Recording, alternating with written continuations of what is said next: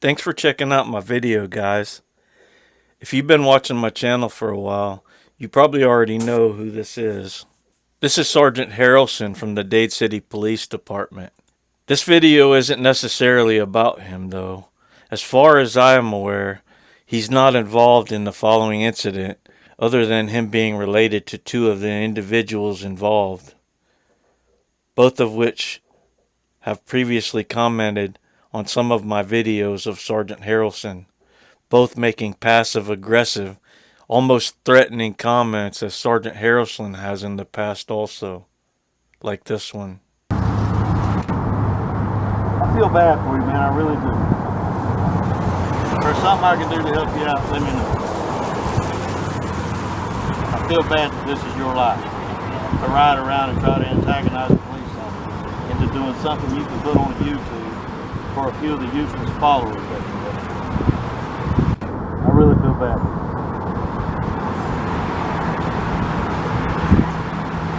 You know what, I'll be retired in a couple of years. Maybe when I retire, I'll look you up. You and I can talk about all the issues you want. Maybe at that time I can give you exactly what you need. A couple years after that video, Gavin commented on one of my videos of Sergeant Harrelson. Gavin said, "Silly piece of shit with the camera. My man Sergeant Harrelson is still serving and protecting the Dade City community and doing an outstanding job, unbothered by you. One day you may end up where you belong." I don't know where that could be. "It's sad that people like you think they're in the right. You're an idiot lowlife." So after Gavin left that comment, I decided to go to the Dade City Police Department and do a records request for one of his recent traffic stops where Ronnie the Runt Rivera actually pulled him over after he'd done some donuts right next to a store parking lot. And as if it was meant to be, when I went to do that records request, guess who was there? Sergeant Harrelson. It's our favorite band. What's up, Harrelson? Hey man, you doing alright? Yeah, how are you? Long time no see, bud. I just got a message on my channel the other day from probably your grandson or something. Gavin? Yeah? Yeah. Yeah, what do you have to say? Just calling me a piece He of... got into a car wreck the other day and broke his back. So he's Yeah. home. He calling me a piece of shit and stuff, you know? Yeah. Well, at least he's calling you. I ain't heard from him. All I heard was he was in the hospital and broke his back. Yeah, that sucks, man. I don't wish stuff like that on nobody, man. I got a bad back from an accident, man. It'll ruin your life, man. All that shit you do when you're young. Yeah, stays with you. it adds up, man. You take care, Harrelson. You too, buddy. Be careful. The first thing I want to do is check on the complaint that I made on Rivera. I have a number if you need that. So in that body-worn camera footage, as you'll see, they muted part of it. But what happens is Gavin mentions that his grandfather is Sergeant Harrelson, but it didn't work out quite so well for him, I guess. He did get ticketed for open container. But he was on probation, and that probation never got violated for this incident.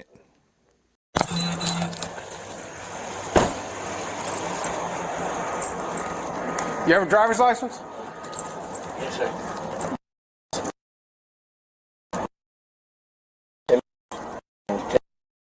Okay, that makes no difference. All right, you're actually making it worse for I yourself. slipped on accident. You didn't do that on accident. Don't bullshit me. sorry, Step yes, out. Turn around.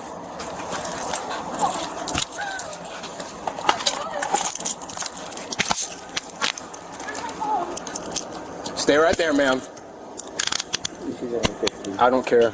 That makes it even worse. Come with me.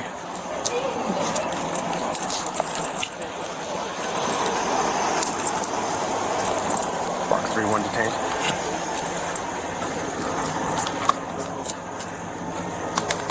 I didn't say turn around. Box 3-1 detained. You have any weapons on you? Any drugs? No?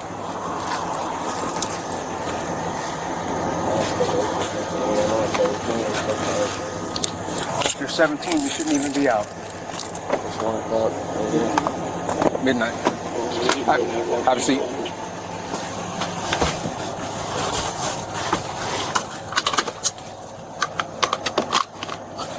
Do you understand these rights as I've read them to you? Yes, sir. Having these rights in mind, do you wish to talk to me? Yes, sir. What's that? Yes, sir. Yes, sir? Okay. You want to tell me what happened? I was passing the store and I asked her, I said, do you want to stop and get a drink real quick? And as we were passing, she couldn't make her mind up. And then she said, you know what, yeah, I want a drink. So I was like, okay, I'll turn around. And as I turned around, my foot slipped off the clutch and it just dumped it. So I'm sorry. And as I was going, she said, please stop, don't do it. And You weren't intentionally trying to do donuts? No, sir. I wasn't. I went to go turn around and my foot, I had the corner of my toe on it. I don't have no shoes on and it slipped off, sir. I'm so sorry. And it like dumped it so hard and it spun the accident around. I promise I wasn't trying to do nothing like that. I just got out of court last Thursday. I can't have nothing like this. I was taking her home to her mama's house and I'm going straight to my mama's house and I'm going to sleep.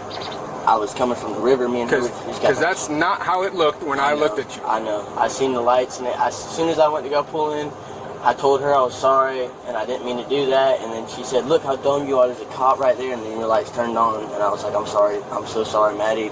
I'm so sorry. And I was like, they're going to probably take me to jail. I pulled up here and stopped. I knew you were coming.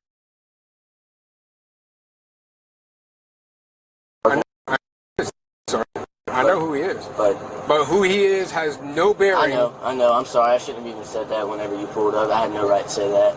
I mean, you could say it. You have the right to say it. Yes, sir. I know. It just doesn't help you. Yes, sir. I'm dumb. Because to me, it looks like you were intentionally doing donuts. I promise I wouldn't. You can ask her right now. She does not let me do that. I will not do nothing like that with her in the car. I promise to you I was not intentionally doing that. And I'm above sorry for it. And you have a valid driver's license? Yes, sir. Yes, sir. I know my curfew is 1 o'clock, and I was speeding home. My buddy was stuck in Richland. I was out there pulling him out. Whose number do you give me? Summer? Do you know her? Yeah. Said it used to be Heath. Yeah. So fast forward about 7 months later, and Gavin and his friend pass me on 301, and they yell at me as they pass me, and they get in front of me, and then they slam on the brakes trying to brake check me. So as I get to the road that I'm turning on, I get in the turning lane. So they slow down and get next to me and start merging into the turning lane, trying to push me into the median. I ended up turning and getting away from them. Then just 3 days later, his mom contacts me on YouTube. She comments on the video of her son being stopped by Ronnie the Runt Rivera. You can go check out those comments if they're still there. As a result of those actions, I decided to make this video to tell the story and to show their recent threats. In case something does happen to me, people will know where to look. So here's her first comment. Caveman, you're going to keep recording the wrong people and it's going to catch up to you, bud. Winking emoji. And here's what she said in another comment. Canned up caveman. You are one dumb motherfucker. Tell the real story if you're out here pretending to be a paparazzi. 90% of the shit you said isn't accurate. Laugh out loud. Out here trying to get clicks and followers when in all reality you are a homeless bum that walks around Zephyr Hills. Get a grip, man. Get your facts right too, before you start talking about children. I really think it's funny when people like this, they make these comments talking about their children like they're fucking 9 years old or fucking 4 years old. But in actuality, they're fucking 16, 17, 18, out running the streets without their parents knowing where they are at 2:30 in the morning, out drinking and driving and probably doing drugs. Then in another comment, they'll go on talking about how grown their fucking kid is. They'll let their kid get behind a 4,000 or 5,000 pound vehicle and put other people's lives at risk, out drinking at night, partying. We've all done it, you know. It's not really that uncommon. Young adults do wild things at times. But since they have such hatred for me and my freedoms, I figured while I document their passive-aggressive comments, in case something happens to me in the future, that I would show some of their sometimes criminal activities. So the case we're about to get into, it happened on New Year's Day as the fireworks were going off. It was actually Zephyr Hills Police Department's first case of the new year. On January 1st, 2025, there was a shooting involving a minor in Zephyr Hills at the Tractor Supply. The minor is Gavin's good friend. I have a family member who is a manager of one of the businesses in the same parking lot, and they have access to the security footage of the incident, so I'm basically aware of what actually took place that morning as fireworks were being set off. You'll notice in this story that the victims and other statements sound a bit, what's the word I'm looking for? Made up, I would have to say. Plus, the incident happened just about a minute and only a few blocks away from the Advent Hospital in Zephyr Hills. But instead of driving straight to the hospital, the victim allegedly drives to Gavin and his mom's house, which is about 10 miles away, and then had Gavin drive him that 10 minutes back to the hospital. This part of the story sounds a bit fishy, and when the cops start asking too many questions, the victim gets upset and ends up saying that he doesn't want to press charges on the shooter. Almost like he's trying to cover something up or cover for someone. Well, one of his friends maybe. Only speculation. So here are some of the documents. I'll show the top half of the page, and then I'll show the bottom half of the page. And once I get to the narratives, I'll read those out.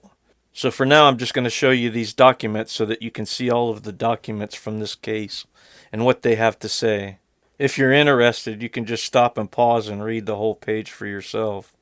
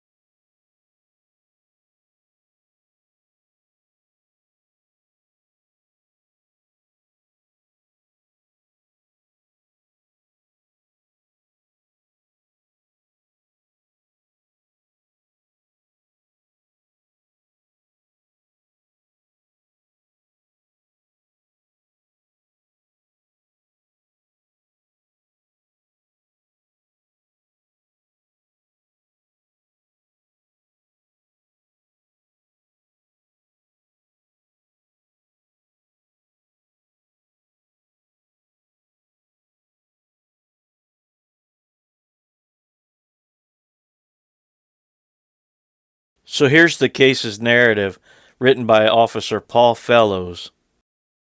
This event was recorded by this officer's body-worn camera. This report is a brief overview of the events that transpired and is not a full word-for-word transcript of the event. On January 1st, 25, at approximately 0058 hours, I was dispatched to Advent Health of Zephyr Hills 7050 Gall Boulevard, Zephyr Hills, Florida 33542, in reference to gunshot wound patient. Prior to arrival, dispatch notes advised Advent Health Hospital was currently on lockdown due to a patient entering the hospital suffering from a gunshot wound by unknown circumstance. Upon arrival, I made contact with hospital security, who advised the patient Hayden Warnock was dropped off by his friend, who was later identified as name redacted and seen for a gunshot wound to his left leg.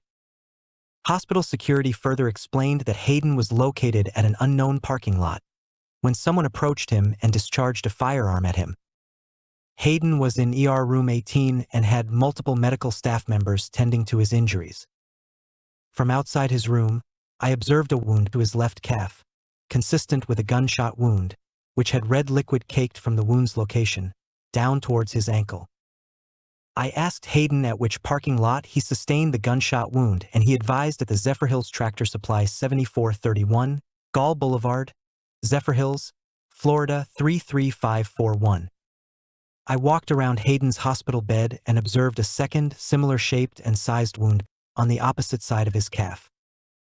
Once the medical staff finished their initial treatment, I began my interview with Hayden, who advised the following events occurred. Hayden was sitting inside of his 2000 black Chevy Silverado, awaiting New Year's Day, when the time came to 0000 hours. Hayden heard the sounds of all the fireworks going off, looked up and observed an unknown subject, approximately 15 to 30 feet away, with both his hands outstretched, together and toward him. Hayden then mimicked the motion by clasping his hands together, as if he were holding a firearm, with his arms straight out. Hayden then observed a mushroom cloud as the subject shot at him 3 times, striking his Chevy Silverado's door. Hayden then realized he had sustained a gunshot wound to his leg. At this point, Hayden was becoming irritable with my questions, advising he had already told me answers to questions I was giving him and maintaining eye contact, with a look resembling anger. Hayden then advised he did not know who shot at him, as he did not have any enemies or know of anyone that had ill feelings towards him. Hayden advised he was brought to the hospital by his friend, name redacted, and believed he was still on scene, in the ER waiting room. SGT Olson and I then entered the ER waiting room and made contact with Summer Boyd, mother of name redacted. Summer advised she does not know who would have shot at Hayden, as she believed he did not have any enemies or people who would wish him harm. Summer advised Hayden's Silverado was in the parking lot and escorted us to its location. While there, we also made contact with name redacted. Sentences redacted. During my interview with name redacted, he advised the following. Name redacted received a phone call from Hayden, who advised he needed him to take him to the hospital, but did not specify why. Hayden then arrived at redacted individual's residence, and redacted individual realized Hayden was shot. Redacted individual then transported Hayden to Advent Health of Zephyrhills Hospital. Name redacted advised he does not know anyone who would wish Hayden harm, nor if Hayden has any enemies. I requested redacted individual to clarify how far away he lived, and he advised from where the Tractor Supply was located, it would take Hayden approximately 10 minutes to reach his house. After completing my interview with redacted individual, I established a crime scene around the Silverado at approximately 0138 hours. I then maintained scene security until Detective Karmer arrived and took over the investigation. Hayden later signed a waiver of prosecution. NCIC/FCIC checks cleared for wants and warrants. Here's Officer Crew's narrative of the crime scene.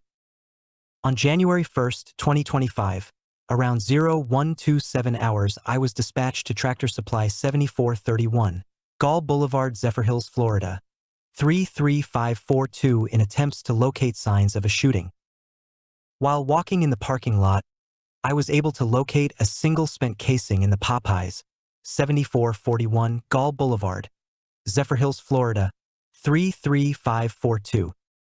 The casing was laying near the dumpster in the parking lot. After locating the casing, I notified Officer Fellows and he advised to place crime scene tape. While placing crime scene tape, I located 4 more spent casing near the drive-through of Popeyes, as well as 1 single casing in the roadway between Tractor Supply and Popeyes. After taping the scene off, I started a crime scene log, which was later provided to Officer Wedgren. This concludes my involvement. No further information. Here's Officer Walker's narrative of the crime scene. On Wednesday, January 1, 2025, at 0140 hours, I was notified by Patrol Sergeant J. Olson notified me via phone of a delayed shooting requiring the Criminal Investigation Section's CID response. Detective W. Carmer was the on-call investigator, and I assisted him in a limited capacity as I was shadowing him as a detective trainee. At 0221 hours, I arrived at the Tractor Supply parking lot area. I observed the access road between Tractor Supply and Popeyes was cordoned off with crime scene tape. I was immediately informed by Officer K. Cruz that Detective Carmer was at Advent Health Zephyrhills, 7050 Gall Boulevard, where the victim, Hayden Warnock, was being treated for a gunshot injury in the emergency room, ER. I met with Sergeant Olson and Detective Carmer in the parking lot area, and they provided me a brief synopsis of events and completed tasks. I remained with crime scene investigator CSI L. Patrick while he conducted his forensic processing of the victim's Chevrolet Silverado pickup truck. Upon completion, we relocated to the Tractor Supply parking lot area. I remained standing by while Detective Carmer continued his investigation and CSI Patrick continued processing the crime scene. Upon completion of both Detective Carmer and CSI Patrick's investigation for the night, I left the scene without any further involvement at that time. On Thursday, January 1st, 2025, at 0900 hours, I returned to Popeyes, 7441, Gall Boulevard, with Detective Carmer in an attempt to retrieve surveillance footage of the interior of the business and interview employees. The posted business hours on the glass door stated it did not open until 1000 hours. I assisted Detective Carmer in conducting a grid search of the crime scene where the casings were located, as well as a canvass of surrounding businesses for camera angles. There was no further evidence located on the ground at that time, but Detective Carmer located cameras on nearby businesses, such as Sonic Drive-In, 7449, Gall Boulevard, and Bank of Ozark, 7435, Gall Boulevard. The cameras appeared to have a vantage point directed towards the possible incident area on the access road near Popeyes. On Friday, January 3, 2025, I followed up with Sonic Drive-In and spoke with the associate manager, Alicia Nicole Wayant, who advised she also saw the fireworks exploding very close to both Sonic and Popeyes. She recalled a black pickup truck near where the fireworks were emitted, possibly a GMC or Chevrolet. She did not want to provide any further information at that time. I responded to the Dade City Probation Office with Detective Carmer to meet with male employee of Popeyes who was at the restaurant during the night of the incident. Detective Carmer completed his interview while I stood by. Later, I assisted Detective Carmer with sending multiple community citizen request links to retrieve surveillance footage and other evidence uploaded to evidence.com. No further action at this time. Here's Detective Patrick's narrative of the crime scene. On Wednesday, January 1st, 2025, I responded to 7050 Gall Boulevard, Zephyrhills Advent Health Hospital in reference to the shooting. I arrived at 0213 hours and met with Detective Carmer, who provided the pertinent information. At 0215 hours, I began photographing the victim, Hayden R. Warnock, white male, date of birth December 6, 2006. I observed the victim lying in a hospital bed, wearing a hospital gown with apparent injury on his left calf. Apparent blood was noted on his left leg and both of his hands. While documenting the victim's clothing, I observed apparent blood on his medium-sized Magellan camouflage long-sleeve shirt, his gray-colored shirt, his Wrangler blue jeans, and his Hey Dudes camouflage shoes. I then proceeded to the Zephyrhills Advent Health Hospital parking lot northwest of the emergency room. Detective Carmer informed me which vehicle was utilized during the shooting and was driven to the hospital. I observed the vehicle to be a four-door Chevrolet Silverado, Florida tag, 24 EWU, parked, facing east. I noted deformation on the exterior passenger door, SSA, SSB, and SSC, and a white-colored substance on the front bumper, exterior passenger and driver door, and miscellaneous parts of the Silverado.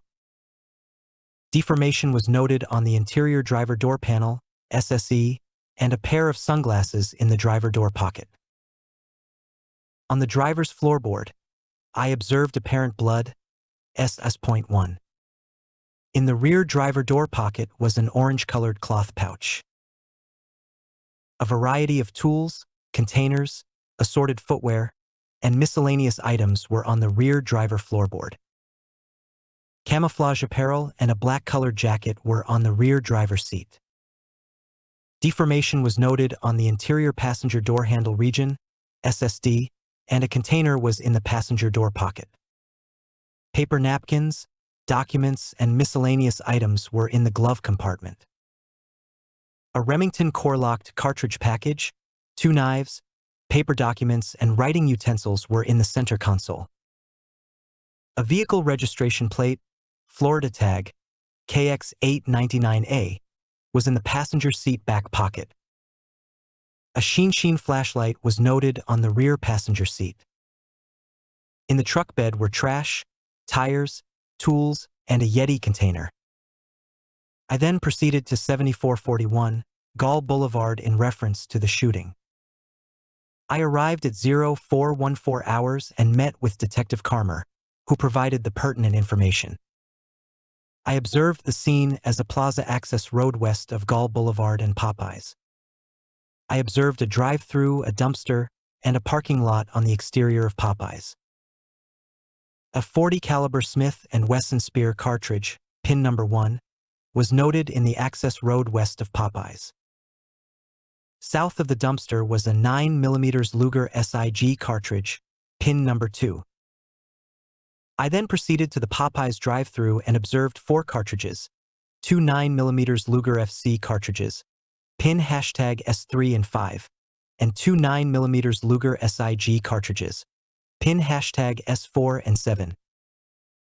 It should be noted that pin number 6 was inadvertently skipped. I began photographing at 0215 hours.